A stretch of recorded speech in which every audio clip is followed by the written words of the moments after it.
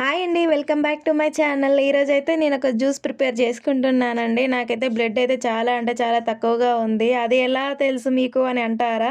కనురెప్పని అంటే కన్ను కింద ఇట్లా అంటే కొంచెం రెడ్‌గా ఉంటే బ్లడ్ ఉన్నట్టు, వైట్‌గా ఉంటే బ్లడ్ లేనట్టు అంటారు గదా! నాకైతే కనురెప్ప కింద మొత్తం వైట్‌గా ఉండిపోయింది. అట్లా అనేసి బ్లడ్ లేదనేసి నేనైతే ఇట్లా ఏబీసీ జ్యూస్ అయితే తయారు చేసుకుంటున్నాను.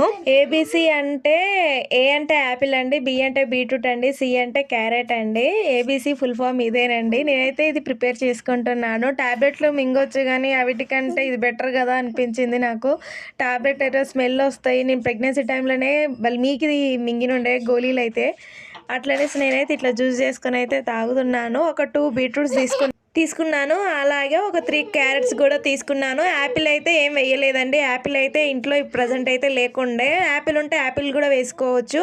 కానీ నా దగ్గర యాపిల్ లేదనేసి నేనైతే స్కిప్ చేశాను యాపిల్‌ని. ఈ రెండిటిని అయితే బాగా మిక్స్ చేసుకోవాలి. కొంచెం వాటర్ వేసుకొని మిక్సీ చేసుకోవాలండి. తర్వాత దీన్ని వడగట్టుకోవాలి.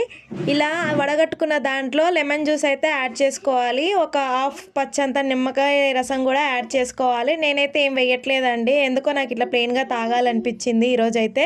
అందుకని నేను నిమ్మకాయ రసం గిట్లా ఏం వేయట్లేదు. ఇష్టంతోటి హనీ కూడా వేసుకుంటారండి కొందరైతే. కానీ నేను హనీ కూడా ఏం వేయట్లేదు. ఓన్లీ ప్లెయిన్‌గానే తీసుకుంటున్నాను.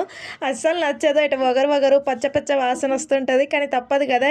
మనం హెల్తీగా ఉంటేనే మన ఫ్యామిలీ హెల్తీగా ఉంటుంది కదా! అందుకని నేనైతే ఇట్లా తాగుతున్నాను. ఓకేనండి. నా వీడియో గనుక నచ్చితే ప్లీజ్ లైక్ చేయండి, షేర్ చేయండి, కామెంట్ చేయండి. Thank you for the watching. Bye.